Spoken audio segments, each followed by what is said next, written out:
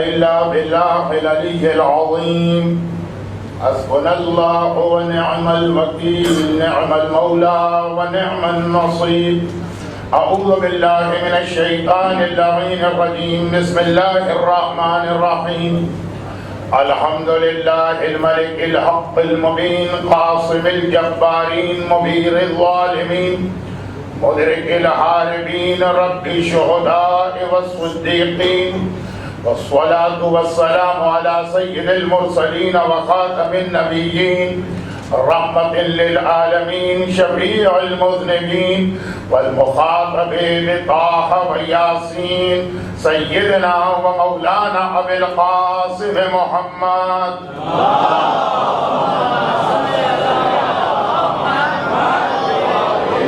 وآله الطيبين الطاهرين المعصومين المظلومين المنتجبين الميامين، سيما على الإمام المنتظر والحجة الثاني عشر، اللهم عجل له الفرج ولعنة الله على أعدائهم أجمعين. أما بعد، فقد قال الله عز وجل في كتابه المبين وقرآنه المتين وقرآنه المجيد وقوله الحق. بسم الله الرحمن الرحيم. ومن آياته أن خلق لكم من أنفسكم أزواجا لتسكنوا إليها وجعل بينكم مودة ورحمة. وقال سبحانه وتعالى: المال والبنون زينة الحياة الدنيا والباقيات الصالحات خير عند ربك ثوابا وخير عملا.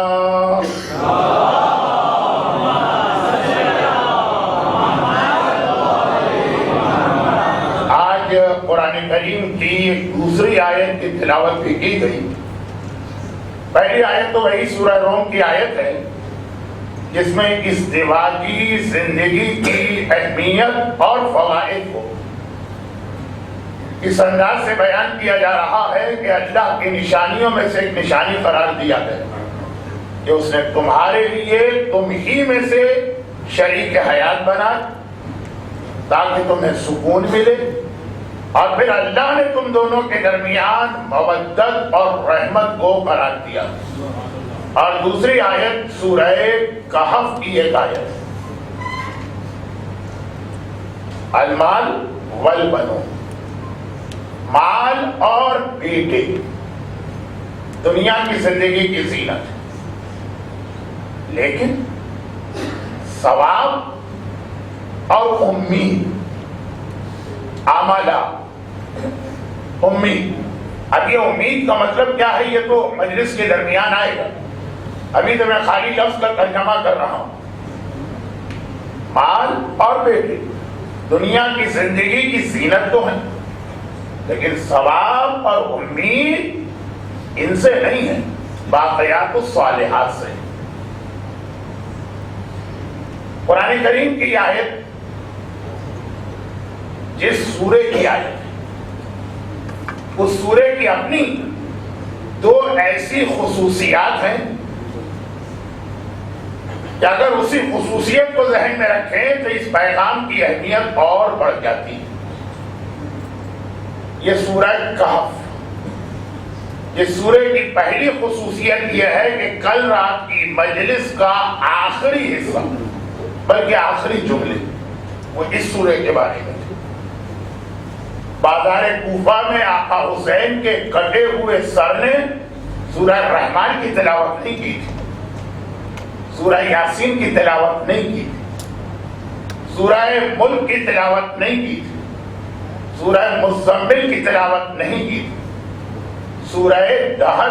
مولانا آگے تشریف لائیے، آپ اتنا پیچھے بیٹھنے کچھ اچھا نہیں لگتا. محمد و آل محمد صلوات.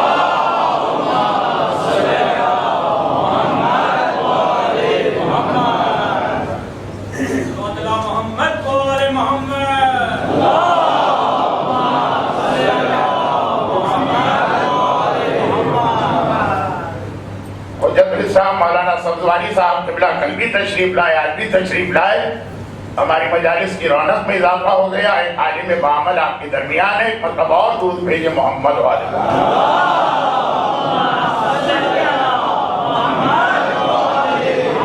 بازار کوفہ میں تلاوت کس سورے کی جا رہی ہے؟ خصوصیت کی گئی کہ اگرچہ میں تو ایک طالب علم ہوں، لیکن اپنے اساتذہ اور بڑے بڑے علماء سے بھی پوچھنے کے بعد پورے قرآن یہ واحد سورہ کہف بیان کیا گیا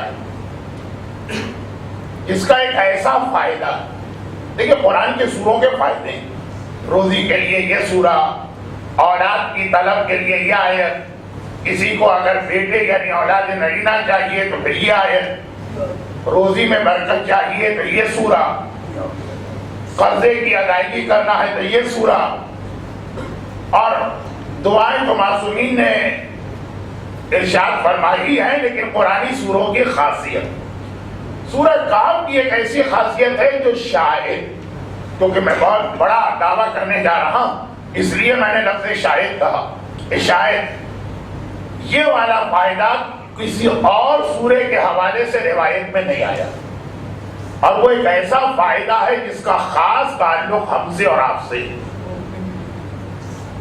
وہ یہ ہے کہ جب دجال آئے گا، سب سے بڑا ایک مرحلہ آخری زمانے کے مومن کا ہے اپنے آپ کو دجال سے بچانا،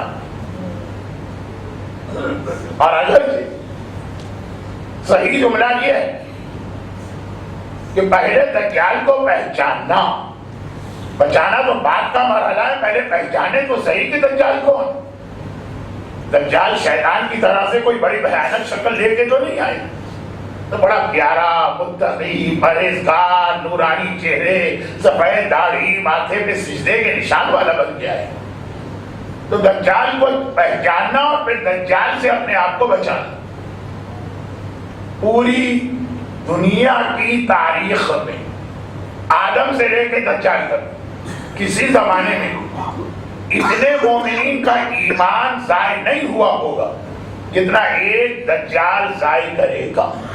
اب یہ بالکل الگ موضوع جو ان تاریخوں کے شہزادی کونین کی مناسبت کی مجلسیں ہیں، ان تاریخوں میں یہ موضوع بظاہر ہماری مجالس کے دائرے میں آتا نہیں ہے، صرف ایک جملہ کہے کہ پھر میں کل رات سے اپنی آج کی مجلس کا ربط ملا دجال، اس سے بچنے اور بچانے کے لیے جو قرآن کا سب سے اہم سورہ بیان کیا گیا، پیغمبر کی بھی حدیث ہے، پانچویں امام کا بھی فرمان ہے، چھٹے امام کی بھی حدیث کہ جو دجال سے اپنے آپ کو بچانا چاہتا ہے ہر شب جمعہ اس سورے کی تلاوت کرے، لیکن یہ تو پورے سورے کی خاصیت ہوئی، میں تو خالی اس کی ایک آیت کی تلاوت اور اس کا ترجمہ کر کے فارغ ہوا ہوں، لیکن وہاں بھی ایک سوال تو ذہن میں ہوگا کہ آخر ہماری آج کی مجلس کا یا کل رات کی مجلس کا اس آیت سے کیا تعلق، اس مرحلے میں ابھی ہم داخل ہو رہے ہیں۔ کل رات کی مجلس کا خلاصہ کہ ہر شب جمعہ آپ کو 3 خاص ذمہ داریاں ادا کرنا، اور اگرچہ یہ تینوں ذمہ داریاں ایسی جس کا کوئی تعلق خاص شب جمعہ سے نہیں ہے، یہ روزانہ کے فریضے، لیکن شب جمعہ اس کی اہمیت اور بڑھ جاتی ہے۔ ایک دعا ہر رات ہر دن، لیکن شب جمعہ اہمیت زیادہ۔ نمبر 2 موت، ہر وقت مومن کو اپنی موت کو یاد کرنا، صحیح مومن تو کہتے ہی اسے ہے کہ جس کے گھر میں کفن تیار، اور اس طرح تیار ہو کہ جب ضرورت پڑے تو مل بھی جائے۔ یہاں تو اکثر ایسے واقعات ہیں کہ جی وہ ابا کا انتقال ہو گیا، کفن نکالو کربلا، وہ تو مل ہی نہیں رہا، 30 سال پہلے کربلا گئے تھے، کفن تو لے کے آئے تھے، پتہ نہیں کہاں رکھا ہوا، ڈھونڈ کے تھک گئے، کوئی اور کفن دینا پڑا، وہ نہیں، ہر وقت آنکھوں کے سامنے۔ ادھر آپ نے صبح آفس جانے کے لیے الماری کھولی کے کپڑے نکالنا ہے، کفن پہلے نظر آئے، ادھر آپ شام کو مسجد آنے کے لیے نماز کے کپڑے الگ ہوتے، الماری کھولی کفن سامنے نظر آئے، ادھر آپ نے کسی شادی کی تقریب میں جانے کے لیے کیا پہن کے جائیں، الماری کھولی کفن پہلے نظر آئے۔ مومن کفن، قبر، وصیت نامہ، یہ ساری چیزیں موت سے متعلق ہے نا، ہر وقت تیار رکھتا ہے، لیکن شب جمعہ موت کو زیادہ یاد کرنا، اور دونوں موتوں کو، اپنی بھی اور جو مرحلہ موت سے گزر گئی۔ کل کی مجلس کا ایک بہت ہی جلدی سے خلاصہ پیش کر رہا ہوں تاکہ آج کا موضوع آپ کے سامنے شروع، اور تیسری بات یہ کہ زمانے کا امام ہر وقت یاد کرنا، اور اگر اب آج کل صاحبان ایمان کو یہ پتا چل چکا ہے کہ امام کے آنے کی کوئی تاریخ معین نہیں کی جا سکتی، حتیٰ یہ بھی نہیں کہا جا سکتا ہے کہ امام جمعے ہی کو آئیں گے، اور یہ بھی نہیں کہا جا سکتا ہے کہ امام عاشورے ہی کے دن آئیں گے، اور یہ بھی نہیں کہا جا سکتا ہے کہ سفیانی آئے گا تو امام آئیں گے۔ نہ دن، نہ تاریخ، نہ کوئی نشانی، کوئی چیز بھی یقینی نہیں، صرف امام کہانا یقینی بس۔ لیکن یہ دو جملے بھی جو میں نے کہے ایسے ہیں کہ جس سے آپ کے ذہن میں ہو سکتا ہے کچھ سوالات پیدا ہو رہے ہیں۔ جی ہم نے تو سنا ہے کہ امام کے آنے کی 10 یقینی نشانیاں، ہم نے تو سنا ہے کہ امام جمعے کے دن آئیں گے، ہم نے تو سنا ہے کہ عاشورے کو۔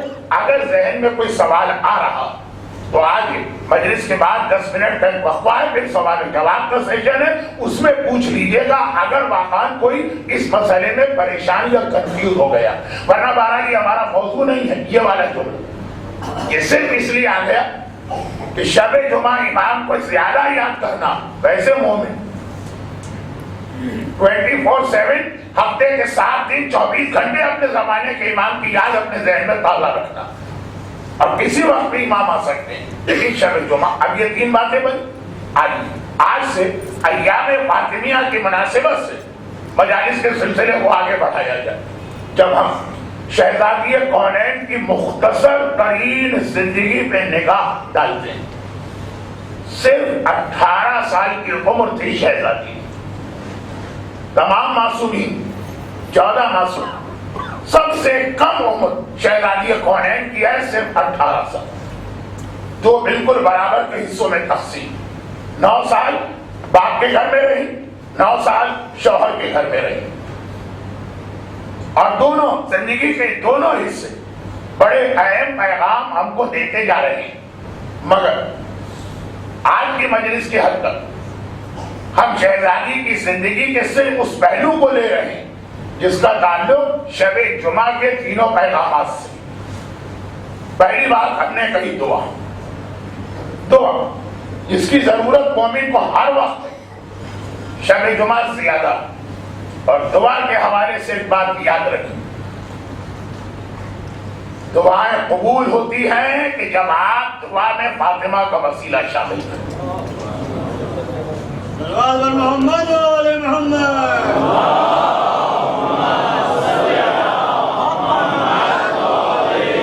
خالی نام فاطمہ وہ نام ہے کہ جس پہ پوری کائنات کا نظام چل رہا ہے۔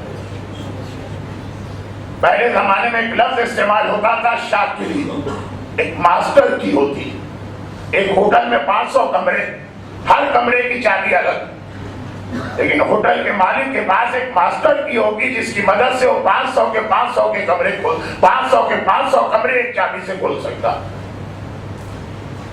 اس کائنات کی تمام رحمتیں، برکتیں اور نعمتیں ماسٹر کی ہے، شاہ کلید ہے، اس کے لیے نام ہے فاطمہ۔ آج بڑے بڑے کمپیوٹر کے پروگرام ایک پاسورڈ پہ چلا کرتے ہیں، جس کے ہاتھ میں وہ پاسورڈ آ جائے وہ اس کمپنی، ادارے، حکومتوں کے پورے محکموں کے راز تک پہنچ جاتا۔ کائنات کے پاسورڈ کا نام ہے فاطمہ۔ یہ وہ نام ہے کہ جس سے اس پوری کائنات کا کمپیوٹرائز ایک نظام اللہ چلا رہا تھا۔ ایک بہت ہی مشہور واقعہ ہے، آپ نے ایک بار نہیں ایام فاطمیہ کی ہر مجلس میں سنا ہوگا تو ایک مرتبہ اور سنی، لیکن چونکہ واقعہ آج کل بہت پڑھا جاتا اس لیے میں اسے اپنی عادت کے برعکس مختصر پڑھتا ہوں۔ پہلا ہی لفظ سن کے 90% مجمع واقعہ سمجھ جائے گا، لیکن میں یہ واقعہ اپنے اس 2 جملوں کی وضاحت کے لیے پڑھ رہا ہوں۔ کائنات کی ماسٹر کی ہے، نام ہے سیدہ، کائنات کا پورا کمپیوٹر جس پاسورڈ پہ چل رہا ہے اس کا نام ہے فاطمہ۔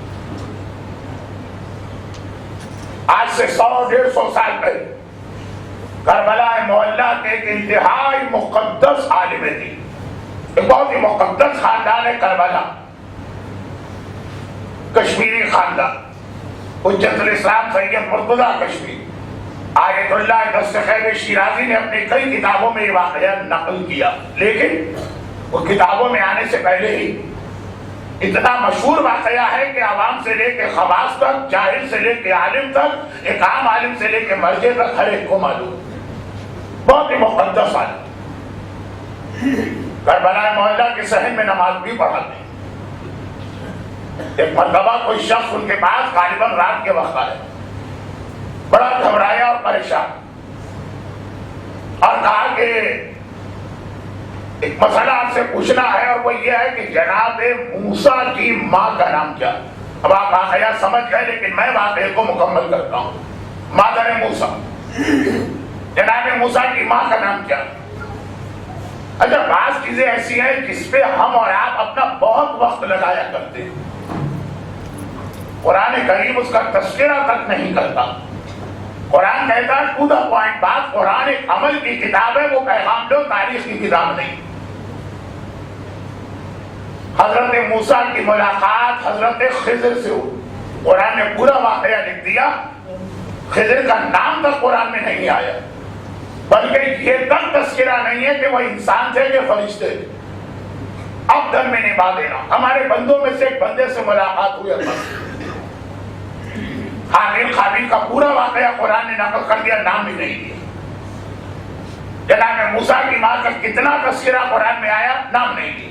ہمارے یہاں سارا زور ہوتا ہے کہ وہی عالم ہے جس کو یہ چیزیں پتا ہو۔ خیر، اب یہ ذرا میں ایک دو دن کے بعد اس مسئلے کی تفصیل میں جاؤں گا، ابھی تو صرف یہ بات کہ مادر موسیٰ کا نام کیا۔ اب جناب موسیٰ کی ماں کے 21 نام تو تاریخ میں ہم کو ملے۔ ایک طالب علم کو علماء کرام جن کی نگاہ تمام کتابوں پر ہے، انہوں نے حیران ہو کر کہا کہ اس وقت مثلا رات کے 12 بجے جناب موسیٰ کی ماں سے تمہارا کیا ایسا تعلق، کیا ایسا کام پڑ گیا جناب موسیٰ کی ماں کے نام کے لیے؟ رات کے 12 بجے مادر موسیٰ کا نام معلوم کر کے کیا کرو؟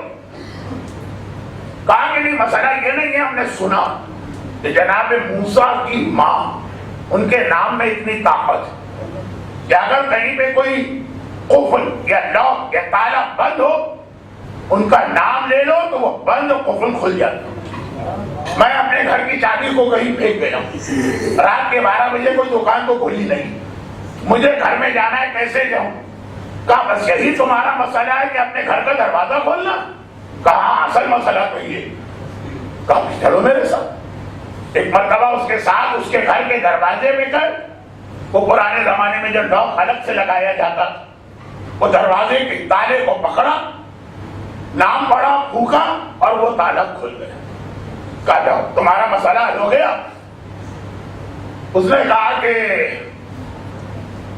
یہ سید، آپ کو تو پتا میں بڑا بھلکڑ آدمی اور یہ چابیاں پھینکتا رہتا ہوں، ہر آدمی کی عادت، کچھ آدمی ایسے ہیں جن میں بھی شامل، 1000 انگوٹھیاں پہن لے لیکن ہر روز کبھی وضو میں کبھی کسی اور موقع پہ انگوٹھی گر جاتی ہے۔ کچھ لوگ اپنے چشمے بھول جاتے ہیں، کچھ لوگوں کے پین، کچھ لوگوں کے رومال، کچھ لوگوں کے ٹوپیاں۔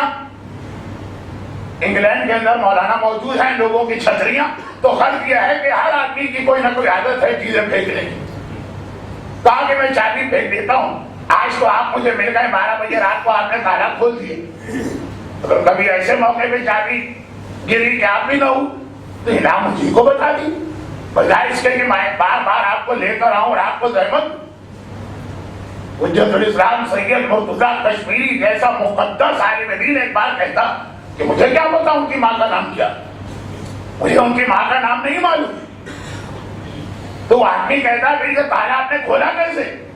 کہا میں نے مادر موسیٰ کے نام سے یہ تالا نہیں کھولا، جب تو نے آ کر کہا کہ موسیٰ کی ماں کے نام میں اتنی طاقت ہے تو میں نے اپنے دل میں کہا کہ میری دادی فاطمہ کا رتبہ تو مادر موسیٰ سے بلند ہے، میں نے اپنی دادی کا نام پڑھا تھا جو معجزہ کرنے دے گا۔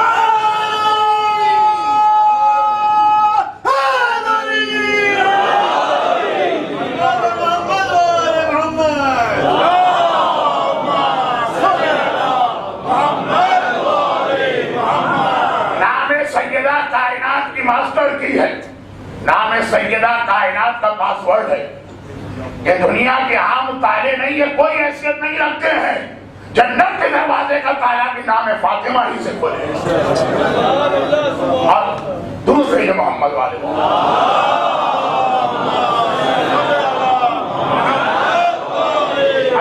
اصل بات میں واضح کرنا چاہ رہا ہوں وہی کہ یہ جو بار بار میں نے کہا کائنات کا پاسورڈ، کائنات کی ماسٹر کی، اسے مراد کیا؟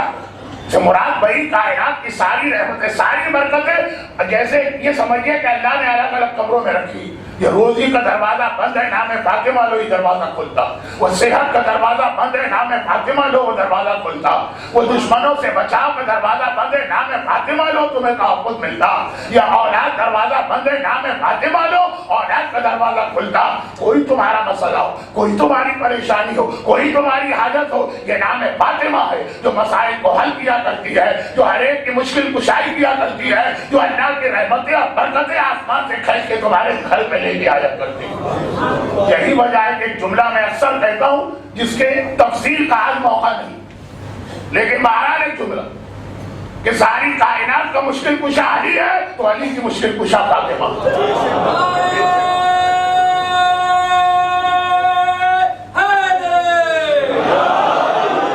یہ جملہ آپ نے سنا ہوگا کہ شہزادی کونین کو دفن کرنے کے بعد قبر سیدہ پہ کھڑے ہو کے مولا نے کمر پکڑ کے وہ جملہ کہا جو کائنات میں ہم نے دو ہی مرتبہ سنا. پہلی مرتبہ مدینے میں علی کی زبان سے، الان ان کا سرا صبری، اے رسول کی بیٹی آپ دنیا سے نہیں گئی، علی کی کمر ٹوٹ گئی.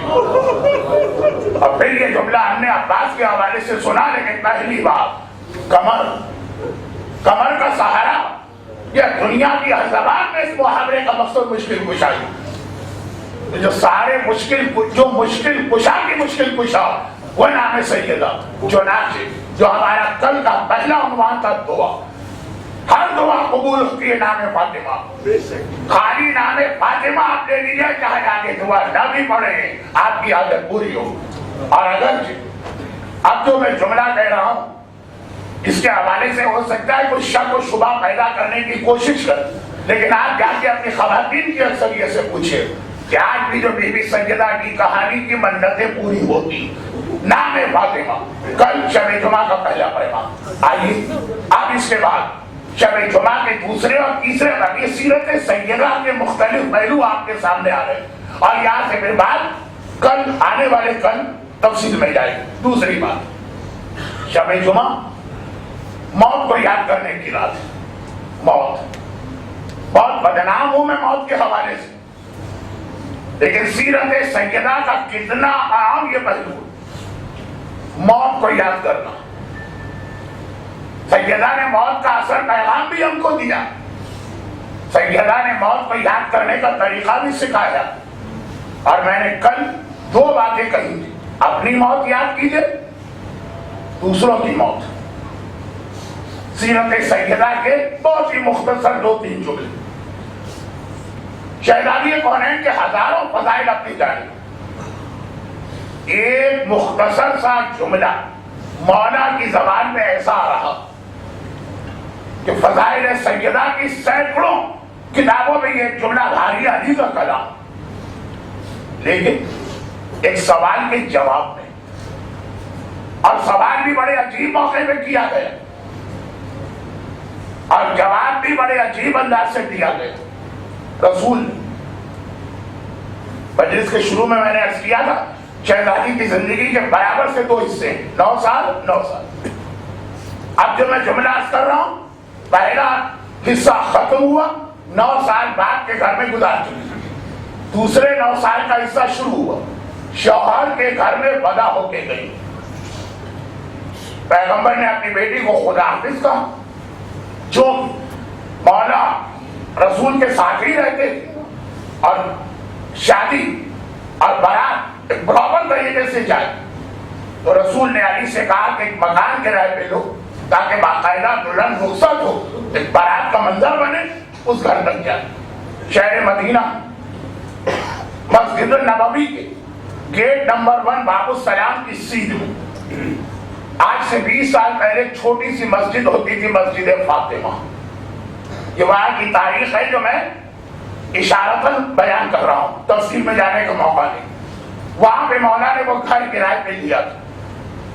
جہاں ایک ہفتے شادی کے بعد مولا اور شہزادی ایک ساتھ رہے، پھر تو پلٹ کے مسجد میں اللہ کے رسول کے حجرے میں آ گئے۔ اب باپ نے بیٹی کو رخصت کر دی، بیٹی اور داماد اپنے گھر میں گئے۔ اگلے دن فجر کی نماز شروع ہونے والی، اذان کا وقت ہوا کیا تھا کہ مولا مسجد نبوی میں داخل، اللہ کے رسول خود نماز پڑھائیں، ساری مسجد نمازیوں سے کھچا کر بھر چکی۔ علی آتے ہیں، پیغمبر کے قریب پہنچے، اس بھرے مجمع میں پیغمبر نے ایک سوال کیا جو کبھی بھی کوئی خسر اپنے داماد سے نہیں کرتا، خاص طور پہ شادی کی پہلی رات بے تکلف روز بعض اوقات ایسی باتیں کہتے۔ پورے مجمع کے سامنے رسول نے سوال کیا، کیا ہے تم نے فاطمہ کو کیسا پایا؟ اور جو کہ بڑا اہم مسئلہ ہے، احترام کا، اس لیے میں بہت احتیاط کے ساتھ بات کو مختصر کرتے ہوئے آگے بڑھتا ہوں۔ مولا نے جملہ صرف 3 لفظ اس کے اندر، نعم العون للعبادہ، کیسا پایا فاطمہ کو؟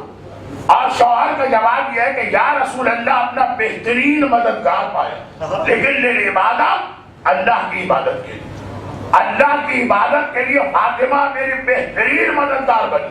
اب پہلے تو اس جملے کو ایک بہت ہی جنرلائز انداز میں پھیلا کے سنی۔ دنیا کا ہر مذہب کہتا کہ اللہ کی عبادت میں عورت رکاوٹ بنتی ہے، اگر اللہ کی عبادت کرنا ہے عورت سے بچو۔ چنانچہ دنیا کے ہر مذہب میں مقدس مذہبی پیشوا اسی کو کہتے ہیں جو ساری زندگی شادی نہیں کرتے، بلکہ اس کے جو اثرات ہیں وہ آپ کے سامنے ہیں۔ لیکن کہا جاتا ہے جتنا مقدس، سادھو شادی نہیں کرے گا، بدھ مونک شادی نہیں کرے گا، عیسائی پادری شادی نہیں کرے گا، کیوں کہ عورت اللہ سے دور کرتی۔ اور اسلام کہتا ہے کہ نہیں، عورت اگر صحیح عورت ہے تو بندہ مومن کو اللہ سے اتنا قریب کرتی۔ اللہ سے قریب ہونے والے عمل کا نام کیا؟ اس سیڑھی کا نام کیا؟ وہ سیڑھی اس کا نام کیا ہے جس پہ چڑھ کے آپ اللہ کے قریب ہوتے ہیں؟ اللہ وہ ہم یہ، اس کا نام ہے نماز۔ نماز ایک سیڑھی کا نام ہے جو مومن کو یہاں سے اٹھا کے وہاں تک پہنچاتی ہے۔ یہ میرا جملہ نہیں، الصلاۃ کو معراج المومن۔ اب پیغمبر کی حدیث، تمہارے کی 70 رکعت نماز کا وہ ثواب نہیں جو شادی شدہ کی 2 رکعت نماز کا ثواب۔ بھئی فرق کیا ہے دونوں کی نمازوں؟ صرف 2 رکعت نماز جس نے پڑھی وہاں پہنچ گیا، کیا وہ 70 رکعت نماز پڑھ کے نہ پہنچا؟ صرف ایک ہی تو فرق ہے نا کہ شادی شدہ، یعنی اس شادی نے اس کو آلریڈی اللہ کے اتنا قریب کر دیا کہ اب خالی 2 قدم اور آگے بڑھے اور کوئی اللہ کے پاس پہنچ گیا۔ تو لیکن یہ ہے اسلام میں عورت کے حوالے سے اس غلط فہمی کا ازالہ۔ مگر بات بہت جنرلائز ہے، میں آتا ہوں خاص شہزادی پر۔ مولا نے کہا میرے بہترین مددگار عبادت خدا کی۔ پوچھا گیا مولا یہ جملہ اپنے صرف چند گھنٹوں کے بعد شادی رخصت یہ کیا ارشاد فرمایا؟ تب مولا کی یہ حدیث ہے، احقاق الحق کے زمینے میں آیت اللہ شہاب الدین مرشی نجفی پوری حدیث بمائے تمام حوالوں کی نقل کی مختصر۔ مولا رخصتی ہو گئی، دلہن اپنے کمرے میں ہے، بعض الفاظ معصومین کے حوالے سے استعمال کرتے میں برا لگتا تو میں بہت احتیاط کر رہا ہوں، پھر بھی اگر کہیں کوئی لفظش ہو جائے تو اسے نظر انداز کی۔ مولا پہنچے دلہن کے کمرے میں، شہزادی دلہن بنی ہوئی بستر پہ بیٹھی، دیکھا کہ شہزادی پریشان۔ مولا نے گھبرا کے سوال کیا کہ بنت رسول آپ پریشان کیوں؟ شادی ایک لڑکی کی زندگی میں خوشی کا سب سے اہم مرحلہ، آپ پریشان کیوں؟ اگرچہ مولا نے اس کے بعد کچھ نہ کہا، لیکن ایک بات میں کاری بچوں کے لیے کہی، مولا اور شہزادی کی شادی کے بعد سے عرب کی عورتوں نے میرے مولا کے خلاف اتنا پروپیگنڈا کیا تھا۔ غربت کا تذکرہ تو ہر عورت کر رہی، عورتوں کا طریقہ بھی آپ کو پتا ہے کس طرح سے لگائی بجھائی کیا کرتی۔ تمہارے باپ نے کیا دیکھ کے یہ شادی کر دی ہے؟ وہ ایک ماحول تھا وہاں کا جس کو اس وقت بیان کرنے کا وقت نہیں، کر کے وہ سیرت سیدہ ہے، لیکن ایک موضوع چل رہا۔ خلاصہ یہ ہے کہ آپ پریشان کیوں؟ یعنی اگر ہمارے اور آپ کا مسئلہ ہوتا تو غالباً اس جملے کا مطلب یہ ہوتا کہ عرب کی عورتوں نے جو ساری باتیں کہی ہے اس کی وجہ سے تو پریشانی نہیں، مولا نے ایسی کوئی بات نہیں کی، صرف کہا کہ اتنی پریشان، کہا کہ آیا بولا دیکھیں یہ شادی کی پہلی رات میں بہت زیادہ بدنام تھا اور ابھی بھی ہوں، یہ قبر اور موت کے بارے میں بہت پڑھتے ہیں، کب پڑھتا ہوں؟ کہا سوئم کی مجلس میں نہ پڑھوں تو کب پڑھوں؟ کہا 40ویں کی مجلس اس میں نہ پڑھیں تو کب پڑھیں؟ کہا برسی کی مجلس، ان پہ بھی، ان مجلسوں میں بھی لوگوں کو موت کا ذکر قبول نہیں ہے۔ اب یہاں دیکھیں شادی کی پہلی رات مولا شہزادی کے پاس آئے، آپ پریشان کیوں ہیں؟ شہزادی نے کہا یا ابو الحسن میں نے اپنی زندگی کا ایک حصہ باپ کے یہاں گزارا، اب وہاں سے یہاں پہ آئی ہوں، میری ایک نئی زندگی شروع ہو رہی اور اس نئی زندگی کے لیے ہم نے تیاری کی۔ شہزادی کا جہیز بہت ہی سادہ، بہت ہی سمپل، بہت ہی مختصر تھا، مگر تھا نا، ایک چکی تو رکھی ہے نا، ایک بستر تو ہے نا، ایک جوڑا تو ہے نا۔ کہا کہ اس نئی زندگی کے لیے ہم نے تیاری شروع کی، تو میں سوچ رہی ہوں کہ اس کے بعد میری ایک زندگی وہ ہوگی جو قبر کے اندر گزرے گی، جب اس کی تیاری کی ہے تو اس کی بھی ہمیں تیاری کرنا چاہیے۔ آیا ابو الحسن ایسا کیوں نہ کریں کہ ہم اور آپ اپنی آج کی رات عبادت خدا میں گزاریں اور نمازیں پڑھیں، اور یہ کہے کہ شوہر اور بیوی نے نمازیں شروع کی اور نماز پڑھتے ہیں۔ شادی کی پہلی رات موت کو یاد کر کے موت کی تیاری کرائی جا رہی ہے۔ اس میں یہ میرا پورا جملہ ذہن میں رکھیے گا، میں نے ایسے لوگ بھی دیکھے موت کا ذکر ہوتا گھبرا جاتے ہیں، ڈر جاتے ہیں، خوفزدہ ہو جاتے ہیں، پریشان ہو جاتے ہیں، کان کھینچتے ہیں، کلے پیٹتے ہیں، توبہ توبہ اللہ ہمیں بچائے، مگر اس کے بعد آگے کچھ نہیں ہے، باہر نکلے پھر وہی حرکتیں شروع ہو گئی۔ تو خالی موت کو یاد کرنا نہیں، اس کے ساتھ تیاری۔ آیا ابو الحسن ہم نماز کیوں نہ پڑھیں جو قبر میں سب سے زیادہ کام آنے والا عمل؟ مولا اس رات کے اختتام میں مسجد میں گئے، رسول سوال کرتے ہیں تم نے فاطمہ کو کیسا پایا؟ نعم العون للعبادہ، بہترین مددگار شادی کی اس پہلی رات کو بھی بیوی وہ ہے جو شوہر سے کہہ رہی ہے کہ آئیے ہم اور آپ نماز پڑھیں۔ مولا کو ضرورت نہیں ہے کہ کوئی یاد دلائے نماز کی، ہمیں اور آپ کو ضرورت ہے کہ ہماری بیویاں ہم کو یاد دلائیں کہ ہر مرحلے میں اس نماز کو یاد رکھنا۔ مگر سیرت سیدہ، مجھے یاد ہے کہ جب میں نے کراچی میں پہلی بار یہ جملہ واقعہ پڑھا اور اس وقت خود مرحوم آقا شہاب الدین مرشی نجفی زندہ بھی تھے اور اہم ترین مراجع میں سے، تب بھی لوگوں نے کہا واہ مولانا واہ، ہم تو سوئم کی مجلس میں کہتے تھے موت کا ذکر کیوں کیا؟ آپ نے تو شادی کو بھی نہ چھوڑا، شادی میں بھی آپ قبر و موت کو لے کے آ گئے۔ میں نے کچھ نہیں کیا، جو کیا یا مولا نے کیا یا شہزادی نے کیا، میں نے صرف ان کا واقعہ آپ تک پہنچایا۔ تو فاطمہ بتا رہی ہے کہ جب شادی کی رات جیسی اہم رات موت کو یاد کرنا، تو عام زندگی کی راتیں کتنا زیادہ موت کو یاد کرنا، اور خالی یاد نہیں کرنا ہے، تیاری کرنا ہے کہ قبر میں کیا چیز تمہارے کام آنے والی۔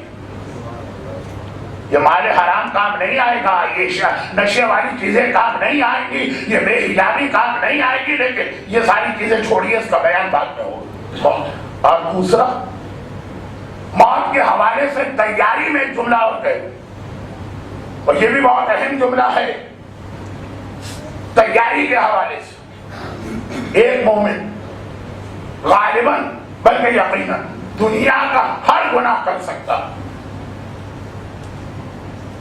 غلطی ہو سکتی، شریعت کو توڑا جا سکتا، مگر مجھے یقین ہے کہ ایک عمل مومن کبھی برداشت نہیں کرے گا کہ اس کی وجہ سے معصومہ کونین کو کہیں پہ بہت دیر انتظار کے عالم میں کھڑا رہنا پڑتا۔ دربار میں کچھ دیر کھڑی رہی تو آج بھی صاحبان ایمان خون کے آنسو ہوتے، دوسروں کی وجہ سے زہرا پہ یہ ظلم ہوا۔ اور جب ہم یہ سنتے ہیں کہ دربار یزید میں زینب اتنی دیر کھڑی کہ گھٹنے دکھنے لگے تھے اور چاروں طرف دیکھا تو عباس کا کرنا سر نظر آ گیا، فریاد کی عباس آج یہ وقت آ گیا کہ تیری بہن تیرے نہ ہونے سے اتنی دیر دربار میں کھڑی۔ ظلم یزید نے کیا، خون کے آنسو مومن رو رہا، تو کیا یہ ممکن ہے کہ یہی مومن خود کوئی ایسا عمل کرے جس کے نتیجے میں سیدہ کو 70 سال کھڑے کھڑے انتظار کی زحمت برداشت کرنا پڑے، جو اس کو برداشت کر لے پھر وہ مومن نہیں ہو سکتا۔ اب میں نے کس روایت کی جانب اشارہ کیا، وہ بھی بہت مشہور روایت ہے، میں حتی الامکان کوشش کر رہا ہوں کہ مشہور روایات ہی کو پڑھوں تاکہ ذہن میں یہ خیال پیدا نہ ہو کہاں سے پڑھ دے، اور مشہور روایت ہے تو مختصر پڑھوں تاکہ آپ کا زیادہ وقت بھی نہ لگے۔ ایک خاتون شہزادی کونین کی خدمت میں آ رہی، اللہ کے رسول نے اپنی زندگی میں یہ سیٹ اپ ایک بنا دیا کہ خواتین زیادہ تر ان کو اپنے مسائل کے لیے شہزادی کونین کے پاس جانے کا حکم دیا جا رہا۔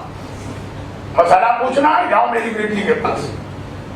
تو صبح شام دوپہر سوال کرنے والے آتے ہیں جاتے ہیں، سوال لے کے جاتے ہیں، اور اس موقع پہ رسول نے کلمہ سیدہ کا اس انداز سے تعارف کرایا جو ہماری آگے کی ایک مجلس میں مصحف فاطمہ کے حوالے سے ایک بہت اہم پیغام بنے گا۔ ابھی خالی بس ایک جملہ کہ کلمہ سیدہ کو پیغمبر نے خاص تاکید اور اہمیت کے ساتھ پیش کیا۔ اب ایک عورت، بہت سارے واقعات، خواتین آتی ہیں سوال پوچھتی ہیں چلی جاتی ہیں، یہ عورت ہے، اور کہا کہ شہزادی کون ہے، آج میں اپنا مسئلہ لے کے نہیں آئی، میرے شوہر نے، وہ خود تو آ کے آپ سے مسئلہ پوچھ نہیں سکتا ہے، مجھے بھیجا ہے تاکہ یہ مسئلہ میں آپ سے پوچھوں، اور اس کا یہ سوال ہے کہ کیا ہم آپ کے اور آپ کی اولاد کے شیعہ ہیں؟ کیا ہم شیعہ ہیں؟ ایک سوال۔ میں بہت مختصر روایت کو کر رہا ہوں، پیغام بھی پہنچ جائے اور مشہور روایت کے لیے آپ کا زیادہ وقت نہ لگے۔ شہزادی یہ کون ہے؟ دیکھو علم غیب کا استعمال نہیں کیا کہ کہہ دیتی کہ ہاں تو ہے شیعہ، نہیں کہا دیکھو اگر 4 باتوں پہ وہ پورا اتر رہا ہے تو ہمارا شیعہ ہے، اور اگر نہیں تو وہ ہمارا شیعہ نہیں۔ ہم سے اور ہماری پاکیزہ اولاد سے محبت کرتا ہوں، ہمارے دشمنوں سے دشمنی رکھتا ہوں، جس چیز کا حکم ہم نے دیا اس پر عمل کرتا ہوں، جس چیز سے ہم نے روکا ہے اس سے اپنے آپ کو بچا لیتا ہوں۔ اہل بیت نے جس چیز کا حکم دیا، بھئی ہمارے گھر میں گانا بہت زیادہ ہمیں شوق ہے، تو اگر ہمارا عقیدہ ہے کہ اہل بیت نے ہم کو حکم دیا کہ ہمارے شیعہ کے پہچان ہے کہ جتنا گانا سن سکتا ہے سنیں، تو ٹھیک، پھر صحیح کر رہے ہیں۔ اور اگر ہمارا یہ نظریہ ہے کہ ہاں اہل بیت نے اپنے شیعوں سے کہا کہ جتنے ہمارے شیعہ جتنی زیادہ داڑیاں مونڈیں گے اتنا ان کا رتبہ بلند ہوتا جائے گا، ٹھیک ہے داڑھی مونڈتے۔ داڑھی کے حوالے سے لوگوں کو قرآن بہت یاد آتا ہے، مولانا یہ داڑھی قرآن نے کہاں لکھی؟ یہ قرآن بیچاری وہ کتاب ہے کہ میں داڑھی کے موقع پہ لوگوں کو قرآن یاد آ رہا، اور میں کہتا ہوں کہ جی ہاں قرآن میں داڑھی کا ذکر ہے، اب بہت واضح ہے۔ قرآن صامت میں نہ صحیح تو قرآن ناطق میں تو آپ کو داڑھی نظر آئے گی۔ ایک طرف ہمارا یہ عقیدہ ہے کہ جب نیزوں میں قرآن بلند کیے گئے تو مولا نے کہا کہ اس فریب میں نہ آنا، وہ قرآن صامت ہے، میں قرآن ناطق کو بولتا قرآن میری جانب تو دیکھو، اور جب داڑھی کا مسئلہ نظر آتا ہے ہم علی کی جانب نہیں دیکھتے کہ علی کی داڑھی ٹھیک ہے نہیں، ہم کہتے ہیں اس کتاب کے اندر دکھائیے کہاں لکھا ہوا ہے۔ مجھے پورے قرآن ناطق میں ہر جگہ داڑھی نظر آئی، چاہے ولی مرتضیٰ ہو، چاہے وہ حسن مجتبیٰ ہو، چاہے حسین شہید میں کربلا ہو، چاہے حسن عسکری ہو، مجھے کوئی دکھا دے کہ قرآن ناطق کبھی بغیر داڑھی کے داغ، تو میں اس موضوع پہ بات ہی بند کر دوں۔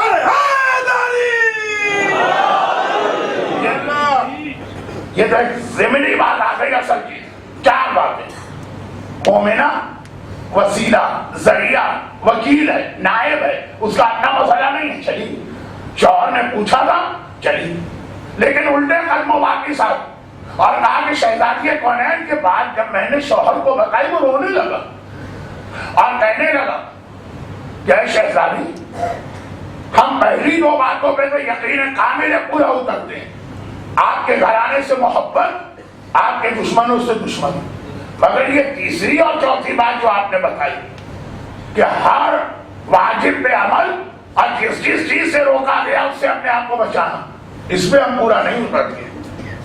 تو کیا اس کا مطلب یہ ہے کہ ہم آپ کے شیعہ نہیں ہیں؟ اور اگر آپ کے شیعہ نہیں ہے تو پیغمبر نے کہا اے علی تم اور تمہارے شیعہ ہی کامیاب ہے، اس کا مطلب ہم ناکام ہیں؟ شہزادی نے کہا کہ اپنے شوہر سے کہہ دیں کہ اگر وہ آخری 2 باتوں پہ عمل نہیں کر پا رہا تو وہ ہمارا شیعہ نہیں ہے، وہ ہمارا محب۔ تو بھائی فرق کیا ہوا؟ کا فرق یہ ہوا کہ شیعہ ہمارے ساتھ جنت میں جائے گا، محب اپنے گناہ کی سزا برداشت کر کے آئے گا، اور یہ میرا وعدہ کہ جب تک کہ میرا ایک ایک محب جنت میں داخل نہ ہو جائے میں جنت کے دروازے پہ کھڑے ہو کے اس کا انتظار کروں گی، اور ایسے بھی ہوں گے جو 70 سال بعد جنت میں آئیں گے اور فاطمہ 70 سال ان کی وجہ سے جنت کے دروازے پہ انتظار کر رہے ہیں۔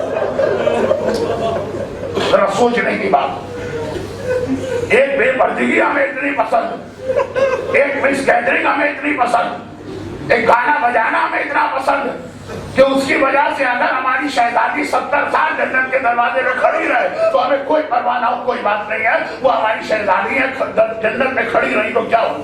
یہ ایمان ہے۔ دیکھیں اب شہزادی تیاری کرا رہی ہے اس طریقے سے کہ وہ مومن جو گناہ کسی طریقے سے چھوڑنے کو تیار نہ ہو، جب یہ سنے گا کہ میرا گناہ شہزادی کونین کو 70 سال جنت کے دروازے میں زحمت دینے کا سبب بن رہا ہو، وہ مر جائے گا مگر گناہ نہیں کرے گا۔ یہ تیاری خالی یہ نہیں کہ اصحاب القبر اور یہ کا چھوڑو اسے، فاطمہ زہرا کو زحمت تمہاری وجہ سے ہو رہی ہے، کیا برداشت کرو؟ ہر چاہنے والے کو جنت میں لے کے جائے گی زہرا، لیکن وہ چاہنے والا کیسا ہو؟ دربار یزید میں زینب کا کھڑا ہونا آپ کو تڑپا دے گا، دربار خلافت میں فاطمہ زہرا کا کھڑا رہنا آپ کو تڑپا دے گا، جنت کے دروازے میں زہرا کا کھڑا رہنا یہ دوسرا بہت اہم پیغام موت کے حوالے۔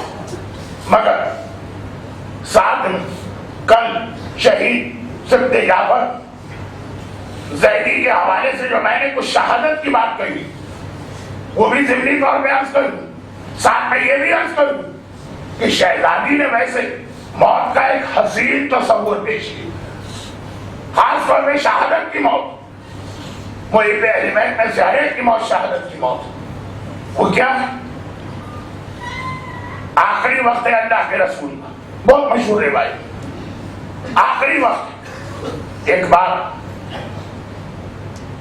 شہزادی کے کان میں ایک جملہ تھا، سارا قطار بیٹی رونے لگی، تھوڑی دیر کے بعد دوسرا جملہ کہا، فاطمہ روتے روتے مسکرا دی اور ہنسنے لگی۔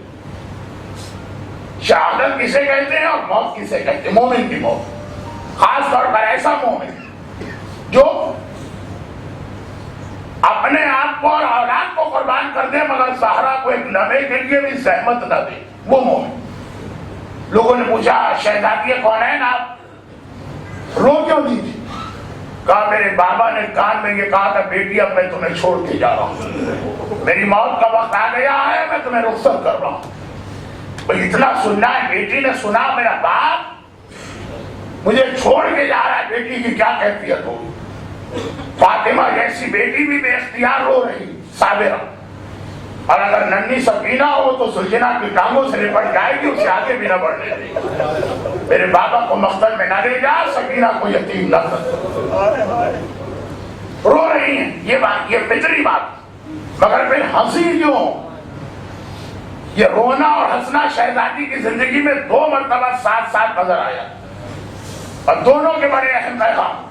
اب دوسرے پیغام پہ آج کی مجلس ختم، اور پھر انشاءاللہ 10 منٹ کی گیپ کے بعد سوال و جواب کا وقت۔ سنی کہا میں ہنسی اس کو جب بابا نے کہا لیکن بیٹی میرے سارے گھر والوں میں سب سے پہلے تو آ کے مجھ سے ملے گی۔ جیسے ہی میں نے یہ سنا خوشی کے بارے میں ہنسنے لگی اور مسکرانے لگی۔ موت کا تصور دیا کہ شہید سبت جعفر کی 2 اشعار کل میں نے مفہوم پیش کی کہ غسل میت نہ کہنا میرے اس غسل کو، اور کفن نہ کہنا، تو محبوب سے ملاقات کے لیے جا رہے ہیں۔ موت، رسول نے کہا بیٹی سب سے پہلے تجھے موت آئے گی، مگر اس انداز سے نہیں کہا کہ سب سے پہلے تو مجھ سے ملے، مومن کو موت کا تصور دیا. موت کیا ہے؟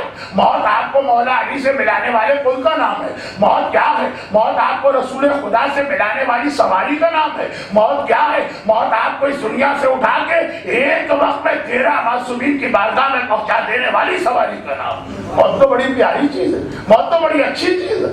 ہم کربلا میں زری کی زیارت کے لیے تڑپتے ہیں, اور اگر آپ کو یہ موقع ملے کہ خود حسین کی زیارت کر کے حسین کا ساتھی بن جائے, اس کا نام موت, اس کا نام موت. سمجھ میں آ جائے موت کیا ہے تو آدمی کا گھبرائے نہیں. ہاں, وہ ایسا مومن ہو جو فاطمہ زہرا کو ایک لمحے کے لیے بھی زحمت دینے کو تیار نہیں. یہ فاطمہ کا ایک رونا, ایک ہنسنا, کب؟ رسول کی زندگی کے آخری دنوں, اور ایک فاطمہ کا رونا اور ہنسنا اپنی زندگی کے آخری دنوں. 75 دن کی روایت صحیح ہے تو 75ویں دن کے قریب, اور 95 دن کی روایت صحیح ہے تو 95 دن کے قریب رو رہی ہیں اور ہنس رہی. یہاں رو رہی ہیں پیغمبر کی موت کی خبر پا کر, ہنس رہی ہیں اپنی موت کی خبر پا کر, موت کا فلسفہ بیان کرتے ہوئے کہ موت میں رسول سے ملانے والی. دوسرا, ہنسنا اور رونا کیوں؟ حجاب, پردہ, جو آج اتنا ناگوار سے کہ لوگوں کو گزرتا. فاطمہ کی سیرت میں آ کے دیکھی شہزادی یہ کون ہے. اب یہ شب جمعہ کے 2 پیغام, یہ موت کی تیاریوں میں آ رہا ہے. تیسرا پیغام امام زمانہ, اس کے لیے صرف ایک جملہ آج کہتا ہوں, اور یہ بھی مجھ جیسے طالب علم کی زبان میں بہت بڑا دعویٰ ہوگا, لیکن جتنا میں نے خود پڑھا اور اپنے بزرگ اساتذہ سے پوچھا اتنا ہی یہ دعویٰ اور زیادہ میرے دل میں قوی ہوتا چلا گیا. وہ کیا؟ 13 معصومین میں سے ہر ایک نے اپنے چاہنے والوں کو زمانے کے ایمان کے لیے تیار کیا, مگر اب دیکھیے میرا وہ جملہ جس کی تشریح کل سے آئی, اور جو شب جمعہ کا تیسرا بھی پیغام بنے. میں دونوں موضوعات کے درمیان رہوں گا کہ شب جمعہ جو بات شروع کی وہ مکمل, اور ایام فاطمیہ کی مجالس ہے تو شہزادی کی سیرت. ایک جملہ خالی تیسرے موضوع کے بارے میں, اور پھر ہنسنے اور رونے کے دوسرے واقعے کو مکمل کروں. 13 معصومین میں سے ہر ایک نے اپنے چاہنے والوں کو امام زمانہ کے لیے تیار کیا, مگر 13 کے 13 معصوموں سب سے زیادہ جس نے امام زمانہ کے لیے تیاری کروائی ہے اس کا نام ہے شہزادی کونین فاطمہ زہرا. فاطمہ زہرا نے سب سے زیادہ اپنے شیعوں کو امام زمانہ کے لیے تیار کیا, بہت ہی ڈرتے ڈرتے.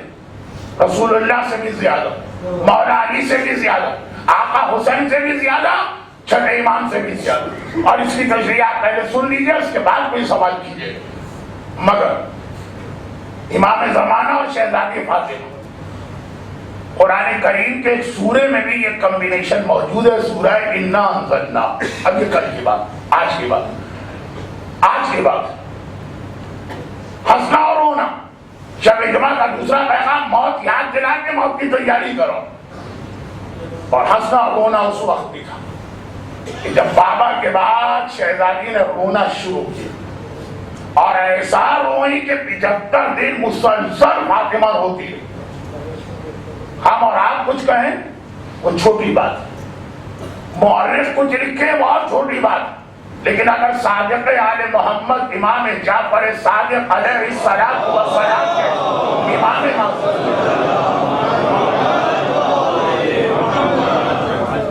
یہ انتظامیہ کہہ رہی ہے کہ ذرا لوگوں کو آگے بلائیں, مجھے ضرورت تو محسوس نہیں ہو رہی لیکن ہوگی ضرورت, تھوڑا سا آگے آ جائیے, میں منزل مسائل پہ آ چکا ہوں.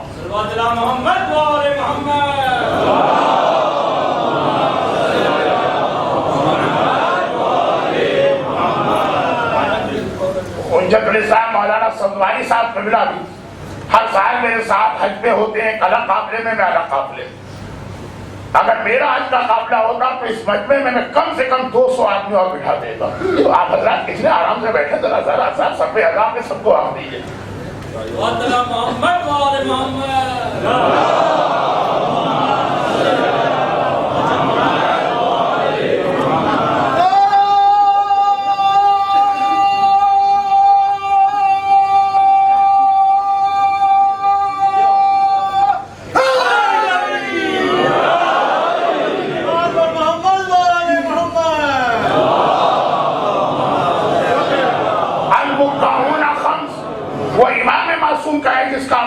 صادق، ویسے تو ہر امام صادق، لیکن کسی وجہ سے چھٹے امام کو یہ لقب صادق ملا کہ جب سے دنیا بنی ہے قیامت تک 5 آدمیوں سے زیادہ رونے والا کوئی نہیں گزرا، اور ان میں بھی چوتھے نمبر پہ میری جدہ فاطمہ اور 5ویں نمبر پر میرا دادا سجاد، اور یہ 2 کا ماتم پہلے 3 سے آگے بڑھ گیا۔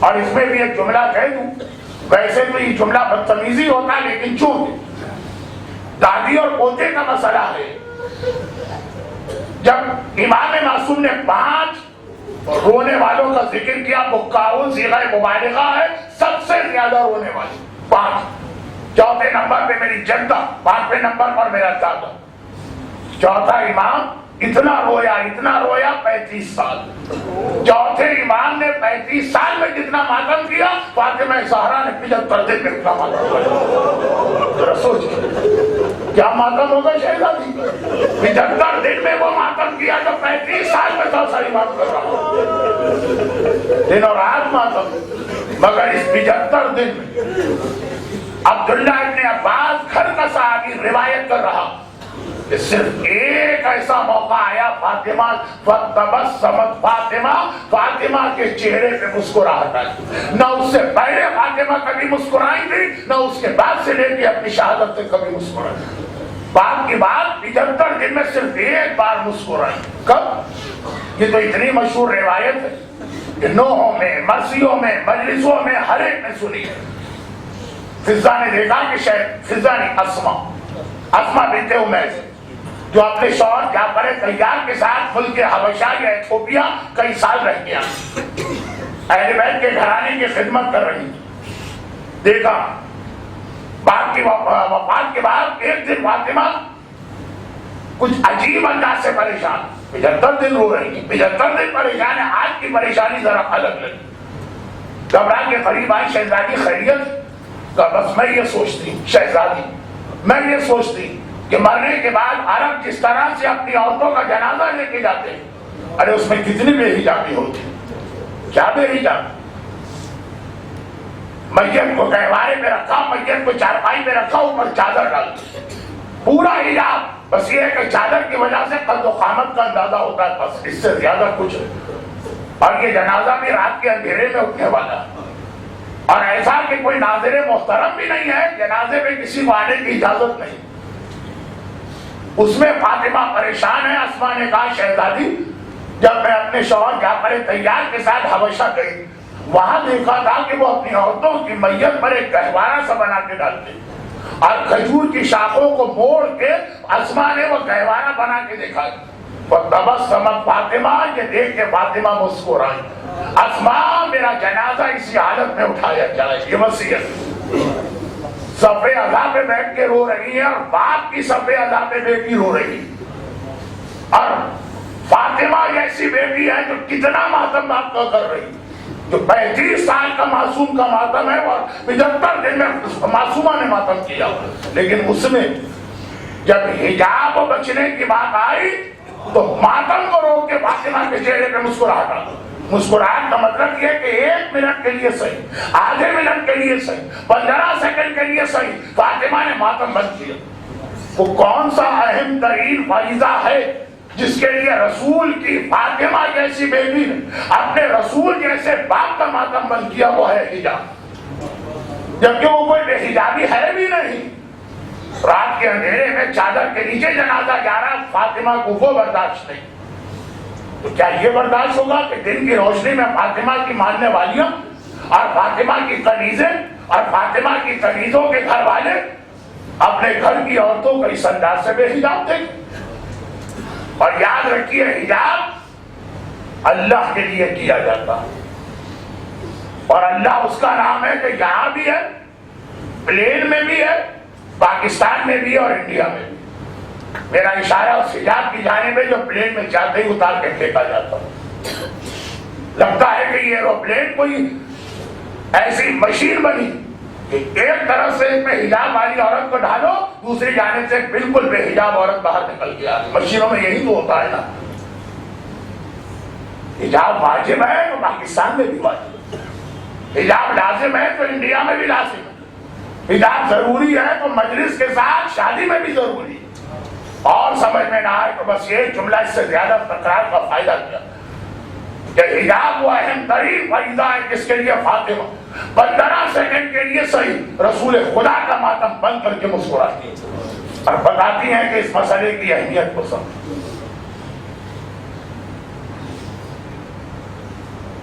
جس فاطمہ رات کے اندھیرے کے حجاب کا اتنا خیال، جب فاطمہ دن کی روشنی اپنے زینب و کلثوم کو کوفے اور شام کے بازاروں اور درباروں میں دیکھ رہی ہوں. اب میں اپنے اور آپ کے گھرانوں کی عورتوں سے بات نہیں کر رہا ہوں، بات ختم ہو گئی. اب تو بات وہ زینب کی کر رہا ہوں جو خود شبیہ فاطمہ صاحبہ عصمت صغریٰ، جو فاطمہ رات کے اندھیرے میں بھی حجاب کا اتنا خیال کر رہی ہے. شہزادی ذرا آئیے، یہ دن کی روشنی ہے، کبھی کوفے کا بازار ہے، کبھی شام کا دربار، نامحرموں کا مجمع ہے، بلوہ عام ہے، آپ کی بیٹیاں ہیں، آپ کی بہویں ہیں، آپ کی پوتیاں. اللہ اللہ فاطمہ پہ کیا گزر رہی ہو. اور یاد رکھیے کہ ہماری عورت تو حجاب سیدہ سنتی ہے تو اس کے دل میں اثر ہوتا ہے. زینب تو فاطمہ کی گود میں پلی ہے، زینب کو پتا ہے میری ماں کی نگاہ میں یہ چادر کتنی اہم ہے. آج زینب پہ کیا قیامت گزر رہی ہوگی جب زینب کی چادر چھینی جائے. مرحوم حافظ کفایت حسین صاحب علی اللہ مقامہ، میں نے کس عظیم عالم کا نام لیا، مسائل میں جملہ کہا کرتے تھے اور وہ یہ جملہ کہا کرتے تھے. اب یہ خطابت کا ایک طریقہ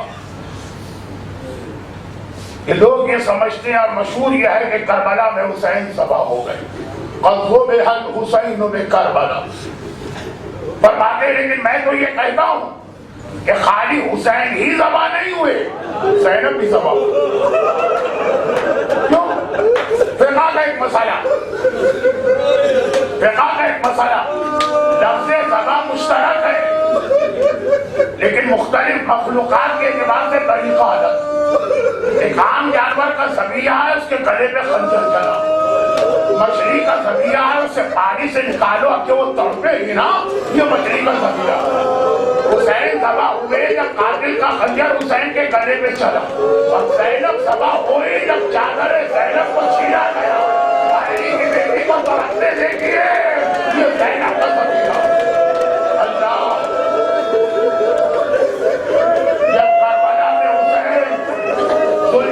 زمین پہ آ رہے ہیں تو ایک سیاہ پوش بیوی گود پھیلا کے بیٹھی، آ میرے لال، تیری ماں مجھے اپنی آغوش میں لینے کے لیے آئی ہے.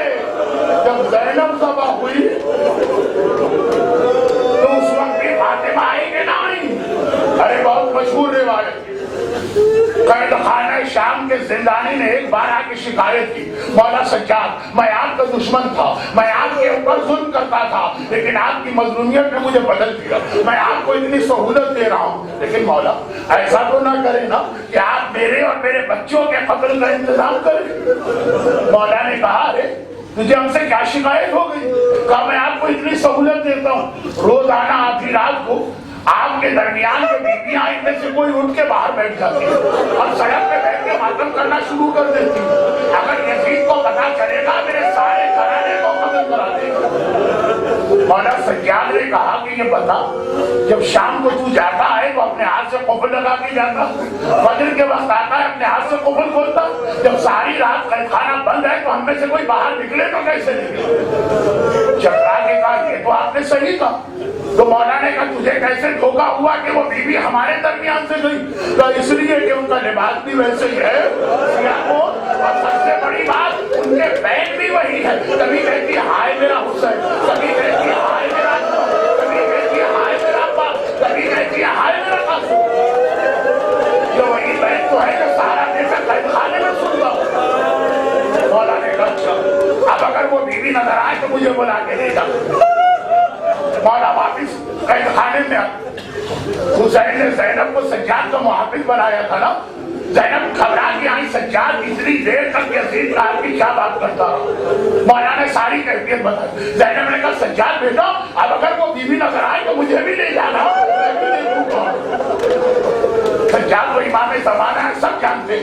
آدھی رات کا وقت زندانی دوڑا آیا، کہا فرزند رسول چل کے دیکھی، آج بھی وہ بیوی قید خانے کے باہر سڑک پہ بیٹھی ہے، آئے میرا لال حسین، آئے میرا اکبر بیٹا لے کے ماتم کر رہی ہے۔ سجاد نے آواز دی، وہ بھی اماں چلیے، آج وہ بیوی پھر آئی ہے۔ دونوں چلے، سجاد قید خانے کے نگران کو ایک کونے میں لے گئے، دور لے گئے۔ زینب وہی ماں واقعان دیکھا، وہی میں، وہی نوحہ، وہی ماتم، ویسا ہی لباس، چہرے پہ نقاب۔ ایک مرتبہ زینب قریب گئی اور کہا بیوی پہلے تو علی کی بیٹی آپ کا شکریہ ادا کر دے، میرے لٹے گھر کا ماتم کسی نے نہ کیا، آپ نے میرے لٹے گھر کا ماتم کیا، پہلے تو علی کی بیٹی آپ کا شکریہ ادا کر دے۔ اور پھر یہ پوچھتی ہے کہ آپ ہیں کون؟ اپنا تعارف نظر آئیے۔ نقاب کے پیچھے سے آواز آئی، زینب اگر میں اس گھر کا ماتم نہ کروں تو اور کون کرے گا؟ زینب بہت گھبرا گئی، آپ کی آواز جانی پہچانی ہے، للہ ذرا اپنا تعارف کرائیے، رات تک میرا کوئی نامحرم نہیں ہے۔ بیوی نے چہرے سے نقاب کو ذرا سا ہٹایا، زینب نے دیکھا آج 50 سال بعد میرے سامنے میری ماں فاطمہ زہرا ہے، روتی جاتی ہے، کہتی جاتی ہے زینب بیٹی گھبرا نہیں، بڑی سے بڑی مصیبت آ جائے تیری ماں فاطمہ زہرا ہر منزل پہ مسافر کر دے۔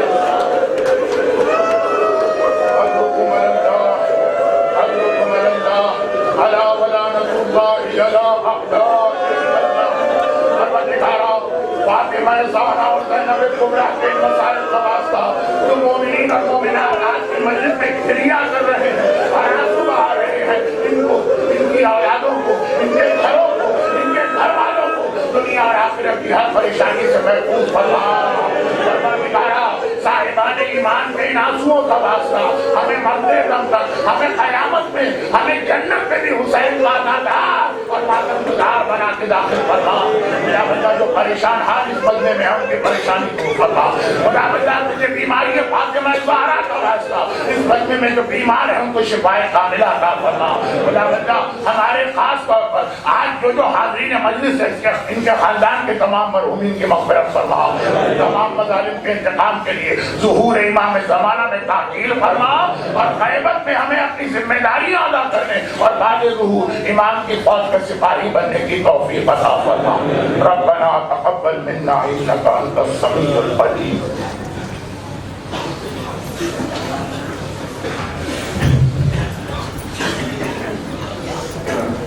حضرات محترم زیارت کے بعد 10 منٹ کا انشاءاللہ وقفہ رہے گا اور اس وقفے کے بعد جو ہے سوال جواب کا سیشن چلے گا۔